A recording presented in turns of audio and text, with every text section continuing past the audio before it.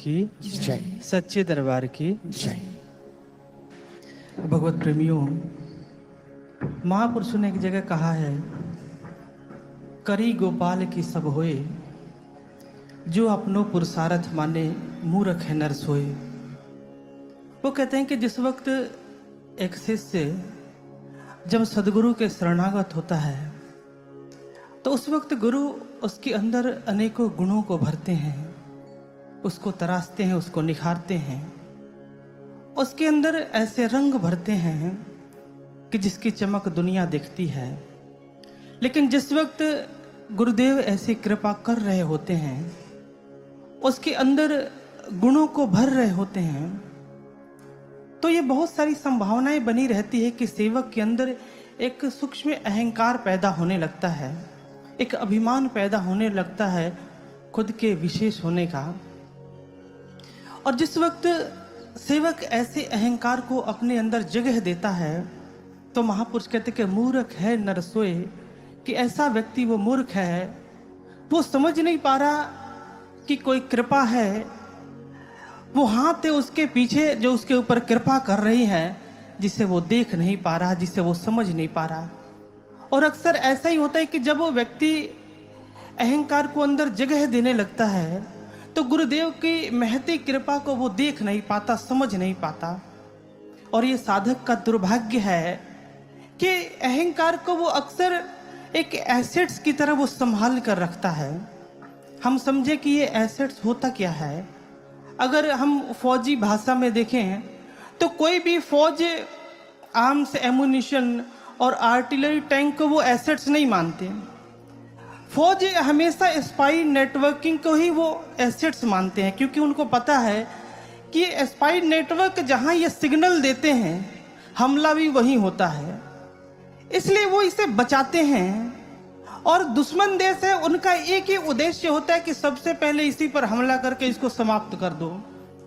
कारण कि ये एसेट्स अपने सब एसेट्स बनाते हैं और यही सब एसेट्स अपना स्लीपर सेल बनाता है। और फौज को पता होता है कि अगर हमने इस देश को जीत भी लिया और ये स्लीपर सेल अगर बचा रहा तो ये कैसा चेन सिस्टम बनाएगा और बाद में कभी भी तख्ता पलट कर सकता है और कभी भी हमें सत्ता से हटाया जा सकता है। इसलिए सबसे पहले वो इन्हें समाप्त करते हैं।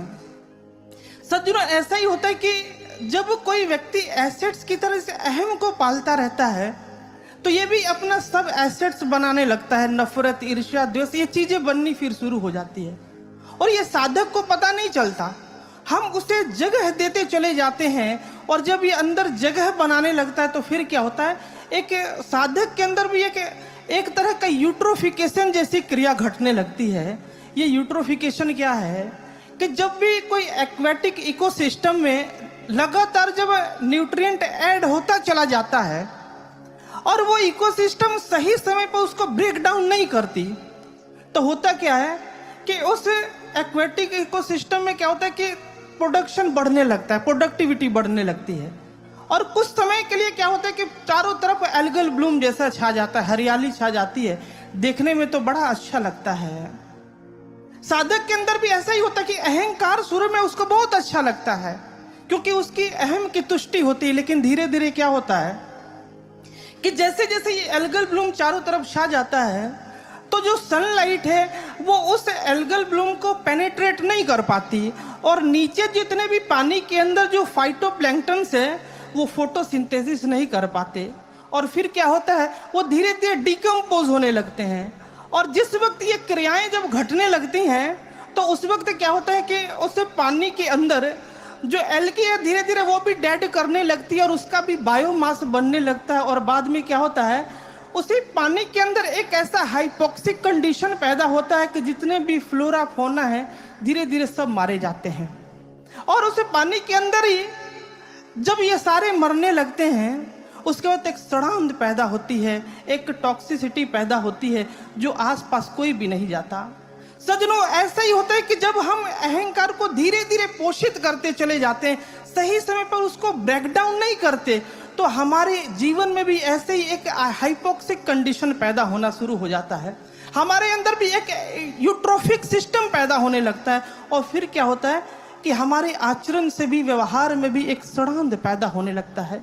इसलिए संत महापुरुष सद्गुरु समय समय पर चेतावनी देते हैं, वो सजग करते हैं, वो हमें बताते हैं कि हमें सही समय पर सजग होना है, सतर्क होना है। लेकिन कई बार होता है कि अहंकार से भरा हुआ शिष्य गुरु के प्रेम को नहीं समझ पाता, उसकी कृपा को नहीं समझ पाता। वो ये नहीं देखता है कि गुरु का कितना प्रेम है एक शिष्य को निर्माण करने में। होता क्या है कि जैसे स्नेक हेड फिश है, जब वो अपने बच्चे को जन्म देती है तो वो कई दिनों तक भोजन नहीं करती। हमेशा उसका ख्याल रहता है कि कैसे इन बच्चों को बड़ा करके वो गुण सिखाया जाए कि इस पानी के अंदर जीना कैसे है।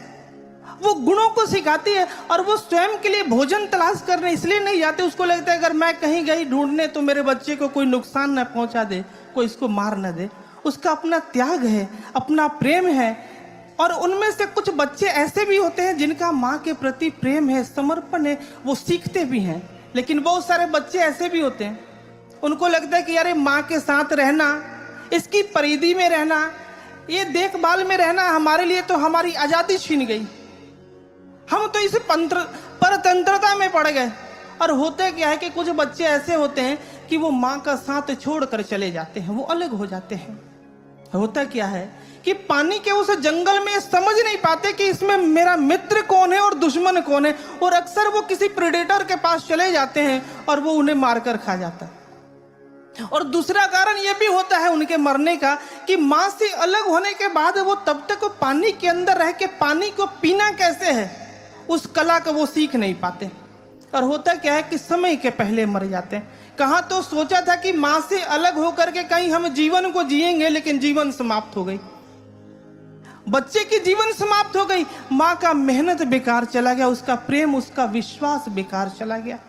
गुरु प्रेम देता है, उसका भी विश्वास है, उसकी आशाएं बंधी हैं, लेकिन अपने अहम का तुष्टि करने के कारण व्यक्ति क्या करता है, उससे वो अलग हो जाता है, वो छोड़ करके चला जाता है।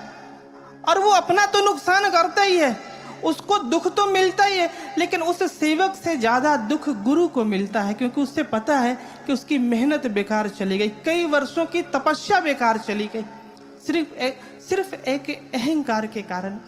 इसलिए सज्जनों, महापुरुषों ने कहा कि एक साधक को उन बारीकियों पर ध्यान देना चाहिए।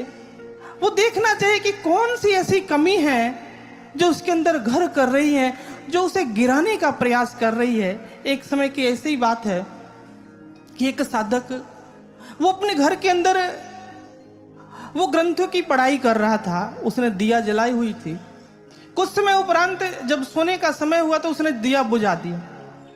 जब दिया बुझाया तो वो आश्चर्य से भर गया। वो देखता है कि जब तक ये दिया जलता रहा, ये पूर्णमासी का चंद्रमा बाहर खड़ा रहा, लेकिन जैसे मैंने दिया बुझाया, पूरा कमरा चांदनी रोशनी से भर गया। वो सोचता है कि एक छोटे से इस दिए ने इतनी बड़ी चंद्रमा को बाहर रोक के रखा था। वो सोचता है कि ऐसे हमारे मन के अंदर जो अहंकार का दिया है, जब तक वो जलता रहता है, गुरुदेव की कृपा, उनकी दया, उनकी करुणा बाहर खड़ी रहती है। वो कभी हमारे अंदर व्याप्त नहीं हो पाती, कभी हमें प्रभावित नहीं कर पाती, क्योंकि हमने अनेकों दियों को जला रखा है। और जब तक हम इन्हें बुझाएंगे नहीं, जब तक इन्हें हम समाप्त नहीं करेंगे, हम क्या है कि हम साधकता के पथ पर आगे नहीं बढ़ सकते।